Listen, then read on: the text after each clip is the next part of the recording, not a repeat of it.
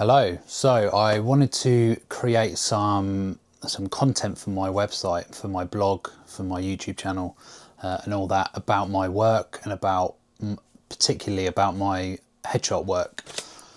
And I thought, how could I create some information that's a little bit fresh and a little bit natural, rather than writing away, typing away, editing, and refining text that I would then post on a blog post. So I thought, because I've been getting quite deep into the world of ChatGPT, I thought I could ask ChatGPT to be the interviewer for me. So I've given it a subject, which is environmental headshots versus studio headshots, pros and cons. I basically gave it quite a loose subject matter and said, ask me 5 questions about this that people might want answers to, and I can give my opinion on it. So I asked it to do that. I haven't read it. I said create a document, and I printed it straight away. So I haven't read the actual questions. So I thought I would open this up, read the questions, answer the questions, and that way it's kind of straight from my brain rather than gone over and re-edited and stuff like that. So here we go. So this says question 1. So headshot photography, studio versus outdoor versus office. Okay, question 1. What are the key differences between having a headshot taken in a studio, outdoors, or in a client's office? Okay, well, there's some obvious ones, which is being outdoors.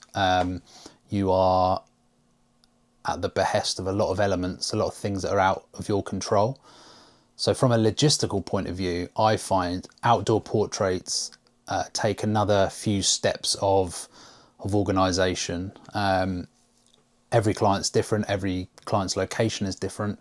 You could have an amazing outside space. You could be in London, where it's quite easy to go and find parks or built up urban areas.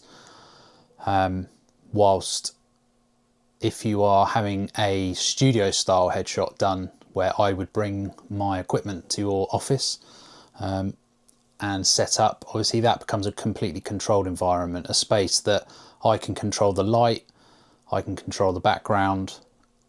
Consistency becomes really easy, and that really matters when you are having to photograph a workforce or a team, and obviously you want things to be consistent. Now, it doesn't mean that outside photography can't be consistent, but with the weather, obviously it can change. The clouds can come over, the sun can come out. That's usually the worst situation I find, is when it's blinding sunshine. There are ways to control it. So when I shoot outside, I will always bring, or very often, not always, very often bring a studio light outside. That gives me an element of control on lighting the person, but the background is still something that I can't obviously control down to a T. So there is compromise there. So a good example would be having photographed a company outside and created some amazing headshots that they love. As a couple of years have gone by and they've called me back to update headshots for new people that have started, obviously I wanted to keep that consistency. So I have had to recreate what I did 2 years ago, which isn't always difficult, but it's just another layer of, I don't want to say complication, because that assumes it's something that can't be done. But it just adds a layer of logistical planning. So it's something to consider. It's usually something that I consider more, and I will often explain this to my clients about the pros and cons, and how if we've got a lot of people to work through, maybe actually a controlled indoor environment is best, because we can get that job done with as little disturbance to the day-to-day work of whatever it is the client does. So there we go, that's question 1. A little bit of a ramble. Question 2, in your experience, what kind of environment helps people feel most comfortable and natural in front of the camera? From experience, I don't think it really matters what the environment is. Most people will often feel an element of uncomfortableness. Is that a word? I don't know. Most people will say to me, I hate having my picture taken. And often in a headshot environment, when it's, say, a company that are doing it for their staff, the people that are in front of the camera haven't specifically asked to have that picture taken. So to them, it's something that's got to be done. It's something that comes around every so often. So it's my job to try and make them feel as comfortable as possible, which, I mean, that just comes down to me, I think, and my experience of working with people and teams. Read that question again. But if I had to, if you go outside for portraits, if we do go to a park or an urban area or in the street, you can obviously find a place where there's no one else around, which is wonderful. But you might have the opposite and have a lot of people coming past. That can be something that can cause people to feel a bit uncomfortable. Equally, in an office, I've had it where having to work through, say, 100 people, and even though we've got a meeting room to the side to set up, the big glass walls in these modern offices obviously means that staff are walking past constantly, and people don't like that. So again, that's a problem for me to solve, and I will often bring or have something that I can put up alongside to maybe just give a little bit of shield, so people, when they step in front of the camera, they just feel a bit more, it's just a little bit more private. Before I go to question 3, my oven is going, so I'm just going to go and get that and then start question 3. Question 3. Are there particular types of professionals or industries that you think suit one environment more than another? I think if your working environment, i.e. your office or your workshop or your factory or whatever it is, the place that you work, I think if that is really important to showing your clients, the people that are going to look at your headshot and use that to decide whether to pick up the phone to you, I think if your environment is important to that message, then I would say absolutely try to include it in some way, shape or form. So for example, I did headshots of a carpenter, someone who works with very, very fine precision carpentry, furniture making, that sort of thing. So we created his headshots in that environment. So whilst you're not going to see detailed tools and stuff around him, you get a sense that it's a workshop, it's a space where he works from. So it adds to the message that he's trying to deliver to the clients, that he's someone that has a space, is serious about his work.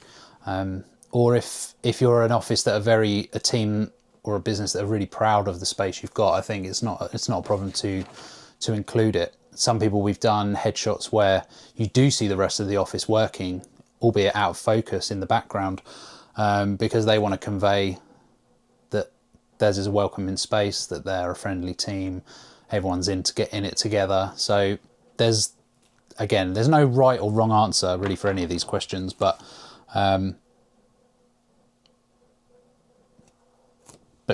having said that, going to the studio shot, so where you would have me set up a background like this, maybe a grey or a white or a colour, where obviously you've totally removed the environment.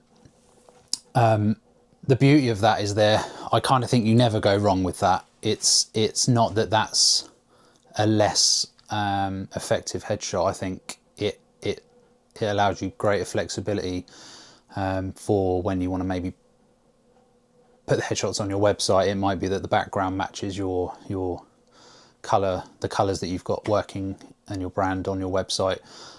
It doesn't take away, just because you've not got the environment, it doesn't mean that it's any less of a good headshot.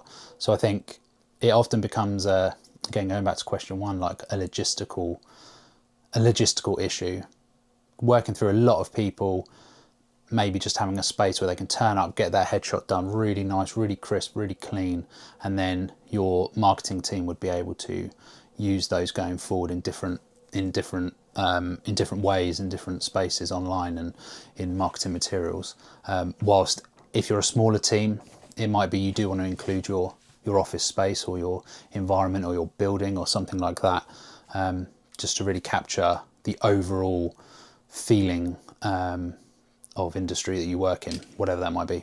Right, question, what was that? That was question 3. Question 4, how does lighting and background impact the feel or professionalism of a headshot in each setting?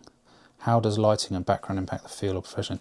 Okay, so in a studio shot, usually, unless the brief is quite specific, my idea of lighting a headshot is to keep it quite neutral. I'm not looking to create lovely lit one side and really dark and moody the other to give this dramatic artistic portrait.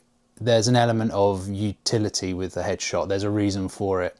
So I think the starting point is to keep it quite simple, crisp, clean, and the lighting and the background, if that's let's talk about that, the studio headshot, that really helps at creating that, and obviously creating that consistency from person to person. But if the brief is specific, if it is a case of, actually we want deep, dark, black and white headshots or something like that, again, with the lighting, bringing in my own lighting kit gives me the ability to adjust and change that, and create something that fits that brief. So I'm very much I try not to be too prescriptive to my clients, not tell them what a headshot is, whilst obviously I have my ideas and my experience, but they've also got theirs as well. So it's about finding what's right for the business, what's right for the client, and working with that. Right, question 5, last one. If someone's unsure where to have their headshot done, what advice would you give to them to choose the right setting? I would just ask them what it is in their mind's eye, what it is they see when they think of this process. What have they got in their head jumping forward to having that headshot on their LinkedIn page or their business? What is it they see? Because often people have got an opinion of how they want to present themselves. Rarely do people go hands off completely and give it to me and say, do whatever you will and I will dictate, well, let's go outside, let's go inside. They've usually got a line of thought, and whether that's how it ends up and what we go with in the end is a different story. But I think if you're unsure, just have that conversation. I think just whoever it is who takes your headshots, have a conversation with them, ask for examples, ask them or give them the information about the business and what it is you want to convey with your headshots.